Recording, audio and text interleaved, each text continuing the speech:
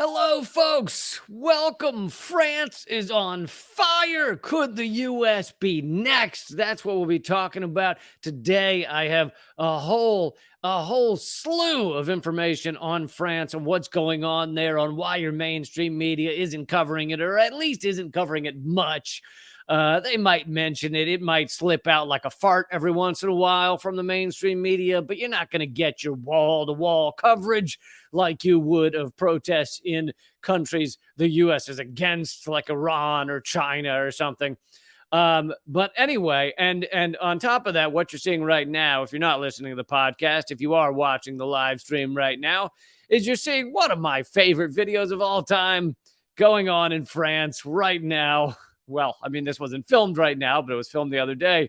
And it is people at a cafe enjoying a glass of wine and an espresso as France burns, which is what I love about France. It's everything that is right about France. This is my favorite video, I think, of all time. Maybe it's second, and maybe a close second to the German police getting stuck in mud as they were trying to arrest environmental activists. But I'm going to be getting into all the details of what's going on in France. Many of them are not being discussed by the mainstream media. And then we'll also have a little chat about whether you think the U.S. could be next. Could this grow into other countries? Someone did mention that it's already grown a little into Germany. But yeah, this is what I'll be talking about today. I also just got back from China, from the dastardly evil country of China. And I'm sure you have a lot of questions, such as, did China insert a weather balloon into my head, forcing me to now say everything that's wonderful about China, and I can't get the weather balloon out? And, is that what happened there? Well, first of all, yes, that's exactly what happened. But other than that, why am I not? And I'm not going to talk about China in this episode. And you might be wondering why. Lee, you just got back from China. Tell us about China. Because I want to spend the time to collect the photos I took and everything, and put it together into a nice, lovely presentation for you. So I'm going to be doing that hopefully on the next episode, which would be Wednesday. So that will be coming soon. Have no fear. But today we're going to focus on France. I mean, I do have at least a story or two other than France, but let's focus on this and whether America will be next. Let's do that starting right about now. Welcome to everybody, by the way, and please click thumbs up, click subscribe, click follow if you're on Rumble, all of those good things. Please do that. It matters. And leave a comment in the comment thread.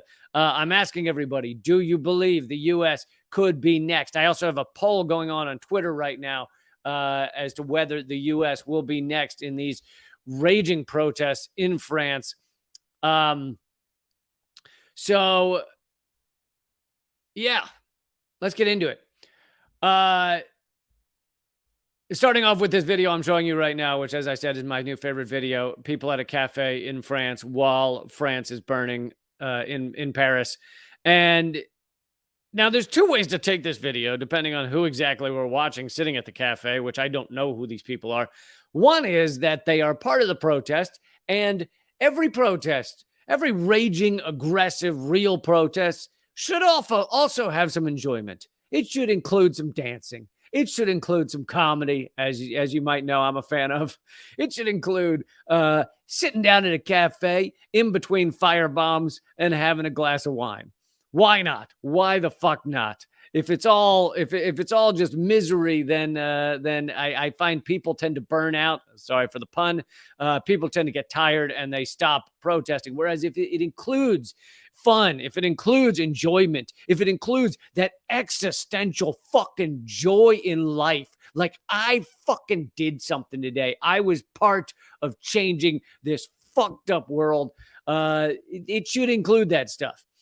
Now, that's one way to view it, that these are amazing people who are taking a break for a moment of a glass of wine and an espresso or whatever. It seems like they have wine on their table. I also love, by the way, that there seems to be almost no attention paid to the firebomb that's going off next to them. They are fully just in their conversation. One woman adjusts her chair so that she can sit at her table, and she gets on her phone, and nobody's filming it. They're just having their glass of wine. The second way to view it, the negative way to view it, is that these are the France's version. I don't know whether they call them liberals in France, but here in the U.S. we'd call them standard liberals. That would be like, oh, I don't think the workers should be exploited, but I don't really give a fuck, so I'm not going to take part in these protests. I'm just going to sit here and have a glass of wine and ignore them and act like they're not happening.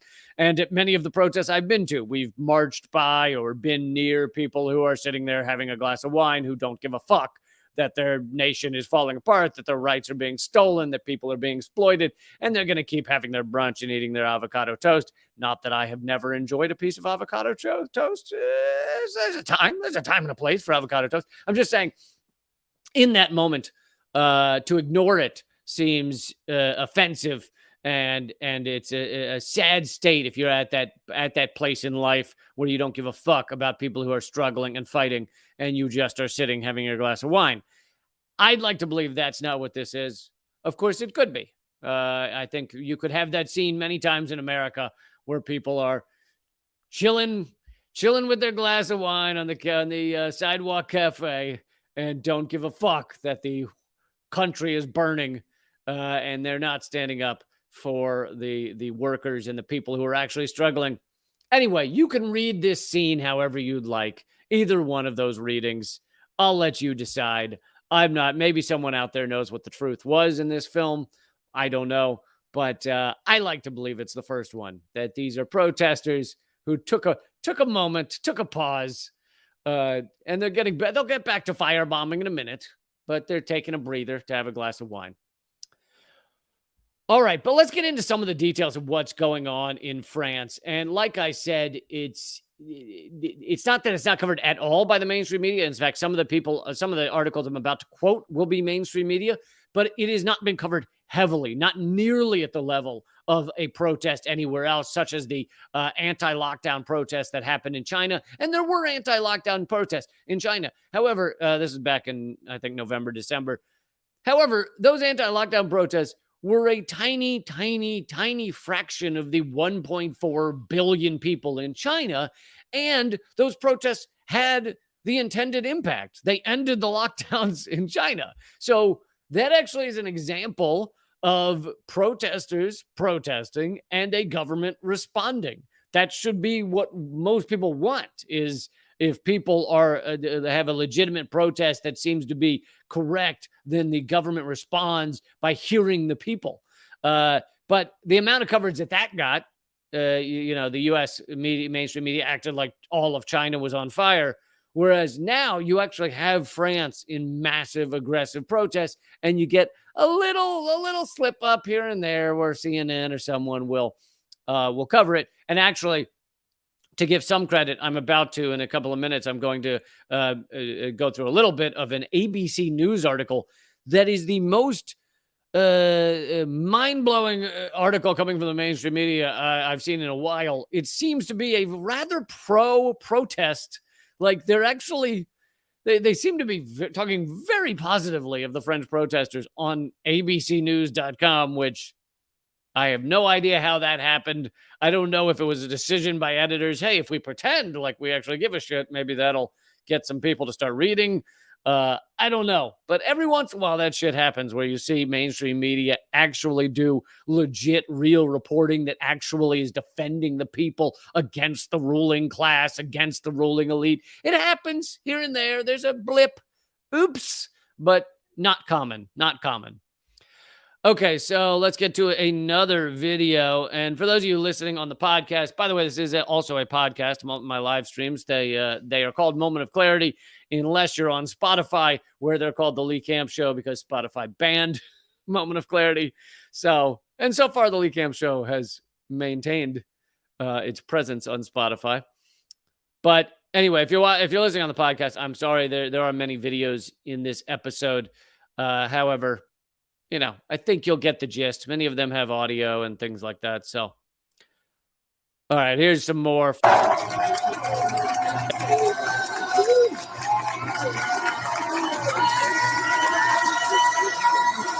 rather than putting out every fire that a protester starts, because we've talked before about the term violence. Violence is often used to discuss what protesters do. It's been kind of a tactic by the mainstream media to tactic to sorry, decrease the volume here. A tactic by the mainstream media uh, to make you really view protests as this horrible thing. But property destruction and violence against humans should be discussed differently. Violence against humans, I'm very much against. Property destruction can often, if it's used tactically and isn't harming the wrong people, then it can be very effective. Pipeline protests in which pipelines were shut down have had the effect of stopping many pipelines and stopping them sometimes for days, sometimes permanently. So that type of property, quote unquote, violence is can be very useful. So having these firefighters join the protesters and stop putting out every fire is an important moment in these protests. And this is the type of thing that our mainstream media will never show you, because they don't want they don't want our fire departments or our police to even conceive of the idea of joining protesters and becoming one with the protest. Because the moment the cops turn and join the protesters, it's on. That was part of what Occupy very much was trying to do, was get the police to realize, hey, we're also fighting for you guys. Like, we're fighting against, how many cops have lost their houses to subprime mortgage, variable rate, go fuck yourself mortgages? Countless, I'm sure. And so the protesters, many at Occupy, were trying to say, hey, we're here for you as well. You guys are getting screwed too. Not just in mortgages, but in many other ways. And so, getting the police and the fire departments to turn and join the protesters is a big moment. And that's what happened here. And so that's what that's showing. And of course, your mainstream media would never bother to show you this, or not bother. They'd intentionally cover it up. They'd intentionally not have this be a part of their coverage. All right, so let's get into some of the details of what's going on in France. This is coming from Democracy Now! Democracy Now! Has some issues on some topics, but they're often good on these type of topics. The title, and by the way, you guys can still go vote if you'd like on my poll on Twitter. My Twitter name is @LeeCamp. And the poll, which should be right there at the top, is, do you think this could spread to the U.S. next? Alex, thank you for the donation, by the way. Alex has a good point. The United States of America was founded on property destruction. The Boston Tea Party. Technically, that'd be economic terrorism nowadays. And he then concludes with, good luck staying monetized. Yeah, it might not last long, but thank you, Alex, both for the donation and for the good luck staying monetized, which YouTube does not like to keep people like me monetized. Of course, they've deleted my main channel. Most of you know that. My it was over 250,000 followers channel has been banned in every country, including over 2,000 videos banned in every country. So I now have this channel, Moment of Clarity, unless you're watching on Rumble, but Moment of Clarity channel, which still exists, is still monetized, might not last long. Anyway, coming from Democracy Now!, they say France is furious. Anger grows at Macron. If you want to pronounce it, the French way, it's Macron, but I'm going to say Macron. Macron for raising retirement age as millions strike and protest. Also, I find it funny that whenever you pronounce something, quote unquote, incorrectly in another language, like calling Macron, or countless other words, people go, it's not Macron, it's Macron. But for the most part, people don't do that unwell-known words like Paris. If you're in America and you say, I went to Paris, very few people go, Paris, you know? So why you got to be a dick about some words? Listen, as a dumb American, I represent all dumb, single lingual. I am barely single lingual. Okay, I am not bilingual. I am barely lingual. People, I represent all dumb Americans when I say stop getting on our case about saying Macron wrong or whatever else. I don't know. I can't think of a good example, right? Angela Merkel or what? I don't know how the fuck you're supposed to pronounce it. You know, that kind of shit. Just let us say Macron. You let us say Paris, okay? Seriously, get off my back. Or I say France. I don't say France. Okay? So leave me alone. Anger grows at Macron for raising retirement age. Retirement age. Anger grows at Macron for raising retirement age as millions strike and protest. Okay. All right. I swear to God, I'm going to move past this and just past this joke in a moment. Unions say more than 3 million people took to the streets. 3 million people. God, when was the last time the U.S. had 3 million people do anything? Hold on, I got to see. How many people in France? 67 million. And 3 million were on the streets. And I don't even know if that means just in Paris. That might be just Paris, which would mean even more probably nationally. But still, 3 million out of 67 million. The U.S. hasn't had 3 million people protest for anything. I don't know, like recently. Anyway, 3 million people took to the streets in a nationwide general strike this past Thursday to protest Emmanuel Macron. This is a deeply unpopular move to unilaterally raise the retirement age from 62 to 64, which is also hilarious because the U.S. doesn't have this much protest, and yet the U.S. Oh, sorry. I don't normally interrupt to address unrelated comments, but someone's asking how I got home from Beijing so quickly, and George Galloway is still stuck there. I didn't know he was still stuck there. I did know that he got stuck there that night because he was supposed to leave before me, and then he got to the airport, and they said that the UK requires I don't know if it's a specific kind of test, but a COVID test to leave China and go back to the UK where he lives. And so at like 11 p.m., he was texting me and others saying, does anyone have a test? Like, could we like put a test, like a COVID test in a cab, send it to Beijing airport, like an hour drive in traffic, and could it get to him before he leaves? Which I don't really, I mean, yeah, I know some people will be like, you should look that shit up before you travel. But no, fuck you. These are weird fucking rules, and they're changing every day. And so when he got stuck there, I then like suddenly was like, oh, fuck, do I need a test? And so I looked, and the U.S. had stopped requiring a test like 10 days earlier if you're coming from China. Anyway, that's why George Galloway, the 6th-term prime minister, not prime minister, parliament member of UK is, I don't know that he's still there, but at least was stuck there an extra day for some dumb COVID test. Which, by the way, most of those COVID tests don't even fucking, I'm sorry to get off on a tangent here. Most of those COVID tests don't even fucking work for like the first 3 days you have COVID. Like, really, they came out with reports and articles and studies and shit saying, oh, well, it only works if you've had it for 5 days. Like, fuck you then. If it doesn't work, then why do you need one to show off at the... Anyway. All right.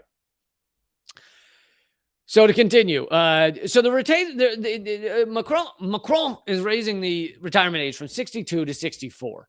Now, I want to take a second to address this because I realize there are people out there who, first of all, go, fuck you people. America doesn't have a retirement age that young. Our retirement age, I think full retirement, right, is 67 maybe. I looked it up several weeks ago, so I might have it slightly wrong, but I think 67.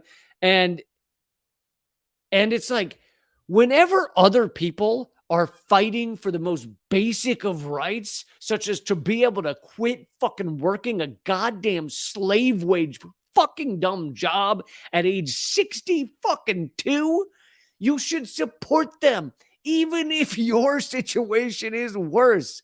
Like, stop with, don't go after other fellow workers for demanding basic rights. And nothing drives me more batshit than, that's not true. A lot of things drive me more batshit, but only by a little.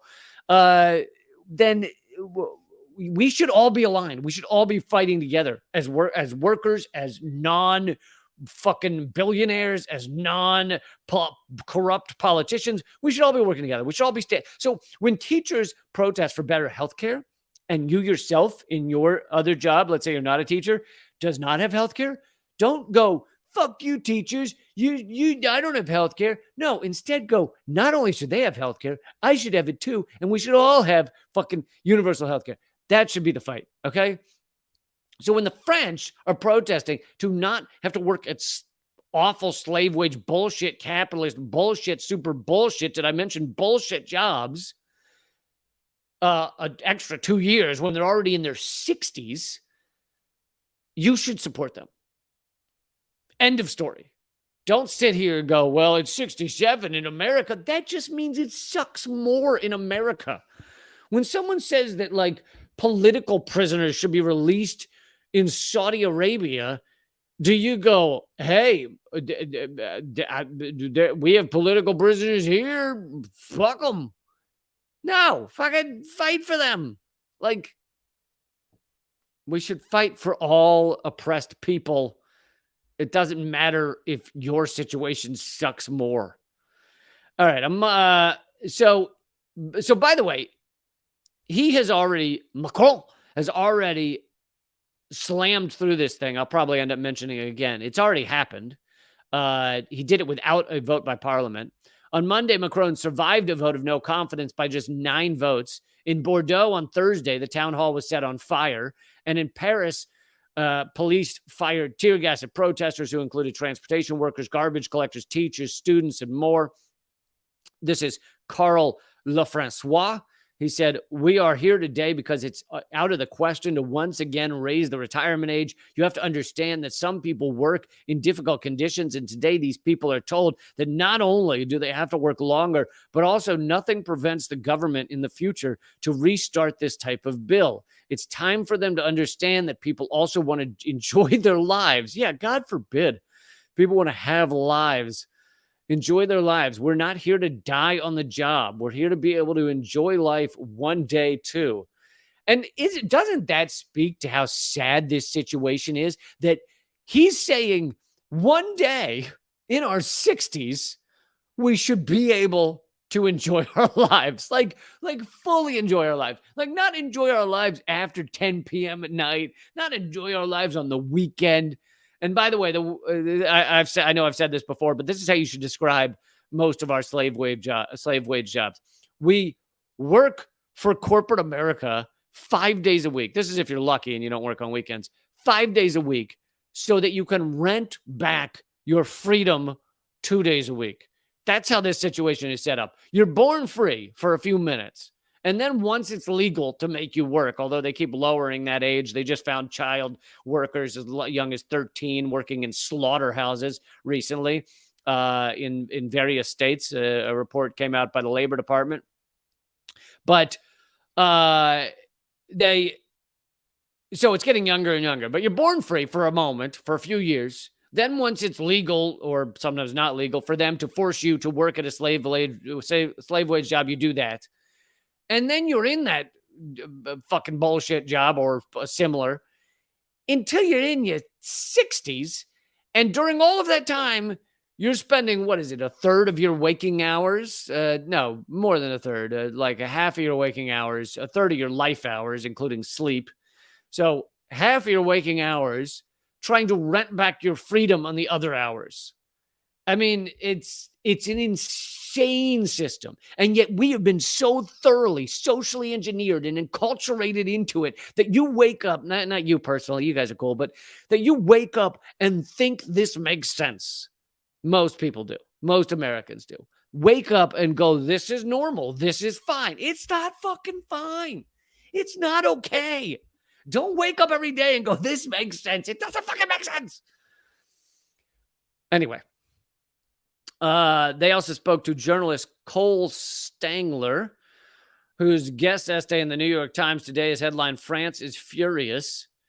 And that's what I was saying earlier about the mainstream media will occasionally do an okay article about some of this stuff. That was the New York Times guest essay. That was probably either the only coverage they had that day on what's going on in France, or it was the only one that was kind of supportive of the protesters. The other one probably said, violence, violence, violence, window breaking, police are hurt, was probably the other article in its entirety. That was every word of the other article. So this journalist goes on to explain what is going on, why people are protesting in France. He says, you have on one hand Macron's pension reform, which is a euphemism, by the way, for fucking over workers. That's extremely unpopular just on itself, on the merits.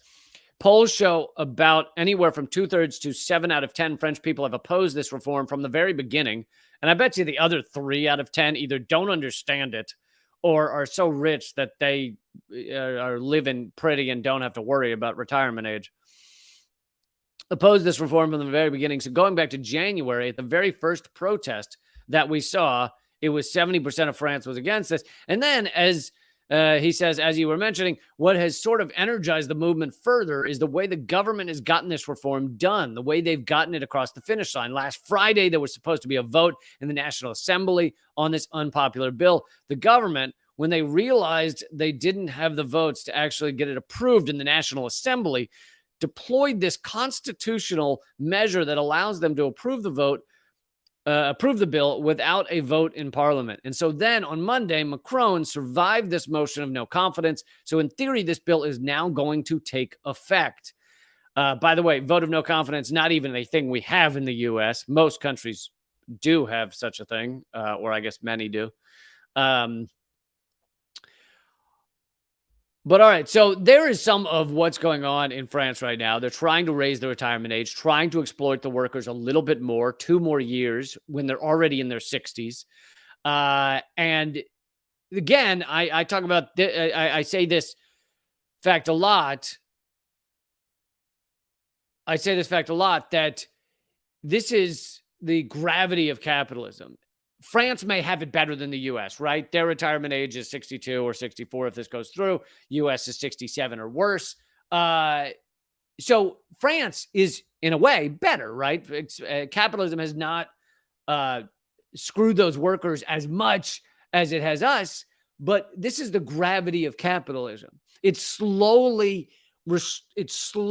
takes things away. It slowly crushes everybody. It slowly extracts the wealth to a tiny number of individuals at the top. France, even though it's not as late stage as the U.S., has immensely wealthy people.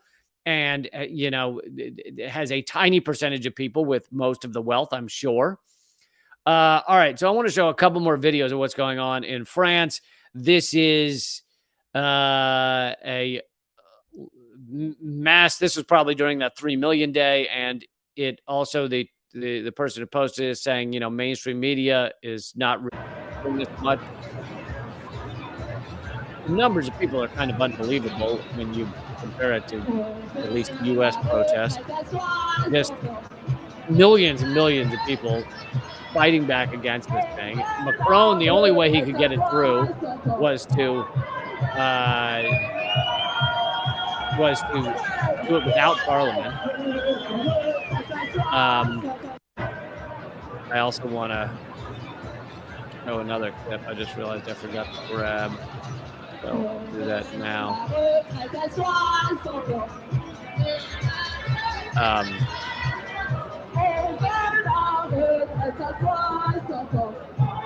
But the size of that crowd is truly impressive. The U.S. generally does not have something anywhere near this size. However, as I posed the question at the beginning of this, which many of you are commenting on, would this happen in the U.S.? Could it happen soon in the U.S.? Could the U.S. be the next to have protests of this size against the government? And many of you said, you're very skeptical that this couldn't happen in the U.S. It just doesn't happen in the U.S. Whereas France has a great history of protest. In fact, the French Revolution, in which they cut their king's head off, very different from the U.S. The U.S. has cut off nary ahead of any of our presidents. We did, however, if you think about it, since JFK was assassinated by the CIA and the deep state, we killed our own president. So there was that. But again, that's implying that we are the deep state, which I don't think. I wouldn't consider myself the deep state. And I imagine that most of you fellow Americans probably don't consider yourself CIA. So really, that wasn't CIA killing the president. But anyway, some of you may have seen this next clip I'm going to show, which is Macron did an interview. And midway through takes off under the table, takes off his. Someone told me it's a 80,000 euro watch. I haven't proven that, so don't, you can quote me on it. I don't care. I don't fucking have any reputation left. Everyone thinks that I'm some sort of Russian agent. So fuck my reputation. But yeah, you're welcome to correct me, but or quote me. But he takes off the watch underneath the table mid-interview because he realizes he has it on and how bad it looks to tell workers that they need to slave away at jobs they hate for 2 extra years in order to retire. He's saying that everybody's got to give and help and work. And apparently, whether it's 80,000 euros or not, let's say it's 2,000, whatever, it doesn't matter. It is insanely expensive. And he quietly takes it off under the table, but people noticed. So I'm going to play that clip. So if you're seeing this and you're not listening to the podcast, on the left, he has the watch on. On the right, it no longer has it on. But here's the part right here where he takes it off under the table. You can tell because it's quite odd for someone to put both hands under a table actually during an interview.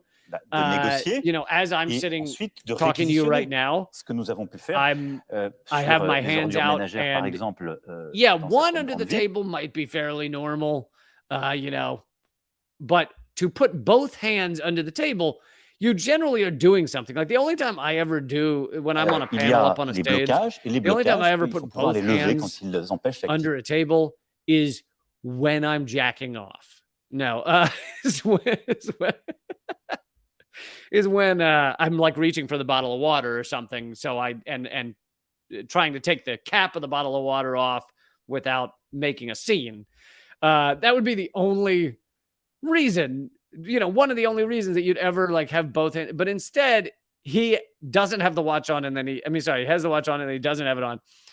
And it just goes to show what he is, who he is, what he stands for. The fact that he has on a 2,000 or 8,000 or whatever dollar euro watch in the first place is disgusting and revolting. And I cannot even imagine, I cannot even imagine what he must have been promised by, I want to say corporate America, but I realize it's France, by corporate France in order to force through this pension in his final term, what will almost definitely be his final term. In France, maybe you can only have 2 terms, or maybe they just know he's not going to run again because he fucking could never win. Either way, it shows who he is. Even if he hadn't taken the watch off, even if people just noticed that he had on a fucking $3,000 watch, that's enough. But the taking it off shows that he also is trying to hide who he is to people. And all of this seems so familiar because this is exactly what America is right now as well. America is incredibly rich lawmakers, exploiting people at every level. The $15 minimum wage, right? Do you remember when that was going through Congress? And not only did they vote it down, but Cinema, she walked up there and gave like a dancing thumbs down, and she's a so-called Democrat. But then again, that just proves the Democrats are as disgusting, as repulsive, as parasitic as the Republicans. And she goes dancing up there and gives a thumb down, votes against $15 minimum wage, which isn't even enough of a wage increase these days. And it's the same shit. This is an incredibly rich man exploiting people more and more every day. And he's a representative, right? He's a puppet. He's representing corporate France. He's representing the ruling elite of France that want to exploit people more and more and not have to pay for people to retire, despite the fact that they've donated whatever number of years of their time to corporate France. So, and people in France know how to fucking protest. They know how to protest far more than people in the US. They know how to make it creative. They know how to make it angry. They know how to make it effective. They know how to inconvenience people, cause problems. Here is from just the other day. This is Kim.com tweeted this. France is drowning in trash. I mean, this image is unbelievable. Like, there's so much trash on certain streets in France that it's difficult to even walk. Like, you can't walk down the street. And the reason is because the garbage workers are siding with the people. They're joining the national strike. And yeah, it makes, so the people that live in those apartments, are they the ruling elite? No. And they have all this trash in their front door. Now, why is that not a problem? Why is that not, oh, they're fucking over their own people? Because hopefully most of those French people in those apartments understand why this is happening. And they walk outside and see piles of trash in the streets and they go, great. That's great. And I'm not saying it sarcastically. I mean, literally, it's great that so many people are involved in this fight, that so many people are joining in this fight, and that it is impacting the actual functioning of society. That's a real protest. That's a protest that has an effect. What the U.S. does, and it's for multiple reasons. In fact, here's another thing that I'd love to get your comments on. What if this is not, I mean, it's not happening in the U.S. right now, but if it's not going to happen in the U.S. anytime soon, what are your reasons for why you think the U.S. is different than France? I will give a couple that I feel. One is that maybe Americans are more beaten down by the system. I don't think your average French person is working 3 jobs and 2 jobs. So when you are more beaten down, you feel too exhausted to even protest, to even fight back. You worry that if you lose that one job you have, you will not have the ability to even to even put food on the table, which, by the way, fairly recently, a poll showed 64 Americans, just 64 of them, 64% of Americans have had trouble buying necessities like food and shit recently. 64%. I mean, when 2/3 of your country doesn't know how to pay for necessities, then you're a borderline failed state. I mean, that's not how a state should work. I mean, you should look at that and go, wow, we are not functioning correctly if 64% of Americans are having a difficulty paying for necessities. So that's one reason that this isn't happening in the U.S. Another could be the police, although the French protesters, I had some, that's coming up. I have some footage of French police attacking protesters. The French police many of them seem pretty rough too. So it's not just the U.S. police that are doing this type of thing. By the way, in a minute, folks, this will continue at rumble.com/Lee Camp. This will only be going at rumble.com/Lee Camp. So I hope you will join me there. I'm going to show some footage of the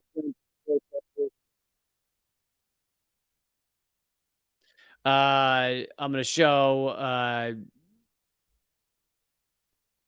I'm going to show footage of French protesters. I'm also going to show some other video that's going on right now in France. And we likely will get to one more topic after this, non-France related. But, so yeah, I think those are two possibilities for why why this isn't happening in the US right now.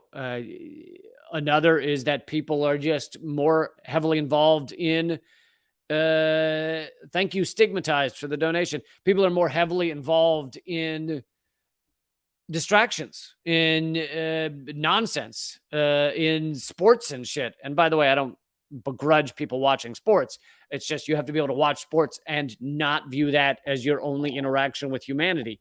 If you're doing that, then I think that's a problem. And I think a lot of Americans will channel their anger, their frustration, their thoughts, their emotion, their power to fight and to be angry and to be furious about this situation that we live in. They channel it into the NFL, the NBA. And when you do that, you kind of miss the point of life. You kind of miss the point of life. So there's another reason. Also, religion is another opiate of the masses, obviously. I don't know that French people are as religious as many Americans. Maybe we're better propagandized. France has a long history of successful revolution, successful anger and protest, whereas the U.S., although we also started with a protest, as someone else mentioned, but I feel like we've forgotten our history. We've forgotten that we started with much protest against the ruling elite. You know what the difference might have been? I've never really thought too in depth about this, but the successful U.S. protests that became a revolution that got the U.S. our independence, it was average people, but it was also the ruling elite of America. So you had the ruling elite of America going against the ruling elite of Britain, which claimed to own America. And so it was, in many ways, a ruling elite versus ruling elite battle, whereas the French Revolution was legitimately the people standing up. So I think that might have been, maybe that is one of the main differences in our history versus their history. Anyway, more details about what's going on in France. And again, this is another mainstream media article. It's from Reuters. However, there haven't honestly been that many. These are kind of the exception that proves the rule. French pension protest blocks entry to the Louvre Museum. I don't even know how to pronounce that correctly in French. Louvre or just Louvre. Louvre. I think you just say Loov, but you act like you're slightly vomiting while you do it. Louvre. That's the correct way to pronounce it. All right. Trade union protesters angered by President Macron's move to raise the French retirement age without a final vote in Parliament, or any vote in Parliament, right? Blocked the Louvre Museum in Paris on Monday. That's today, frustrating crowds of visitors, demonstrating peacefully against plans to make most French work an extra 2 years to 64 to balance the pension budget, which, by the way, any rich country like France could shift money to pay for the fucking pension budget. So the idea that, it's going bankrupt and we don't know what to do. Yeah, you do. Stop subsidizing big oil, assholes. A small number, or big ag, or any of the big bullshit companies that are also in France. A small number of protesters gathered at the foot of the Louvre's glass pyramid. One banner read, "Retire at 60, work less to live longer." And clearly, at least for a fair amount of it, the police did not remove these people, which I obviously support, but I'm a little surprised at. And I don't know if that means that the police, that at least the ones that responded to it, were standing down with the protesters, or they had been told not to remove the protesters. It's possible there's an ongoing, let's try and minimize the friction which means these police might not have been disobeying orders. They might have just been told not to end up in a firefight in front of the Louvre. Okay, so now I'm going to show you the incorrect way to cover these stories, the bullshit CNN way of covering these stories, which, by the way, most of what France has done, what our mainstream media has done, has been to barely cover them at all. You get an article here, an article there, but even in those articles, if you look at CNN, which, by the way, initially I looked for CNN coverage and there was zero, but then eventually I found this article from Friday. But you'll see how CNN specifically covers it in such a way that, oh, and by the way, actually, I'm going to go to rumble.com/LeeCamp right now. This continues there. It's completely free to keep watching. I have plenty more to talk to you guys about, so I hope you'll join me. Completely free to keep watching at rumble.com/LeeCamp. I hope you will go over there and join me and click follow when you get to Rumble. Also, if you're not going to do that, if you simply refuse to join me at Rumble, here, I'll give you the link, by the way. If you simply refuse to be a part of this at Rumble, then I hope you will join LeeCamp.net. That is the only way that I support my show. So I hope you will be there and become a part of it. And you will also get my upcoming book, Dangerous Ideas, that comes out very soon, probably within the next 3 weeks, I hope. And I just put the link to the Rumble episode right now. And if you're at Rumble, nothing changes. You will keep going live there in about 10 seconds.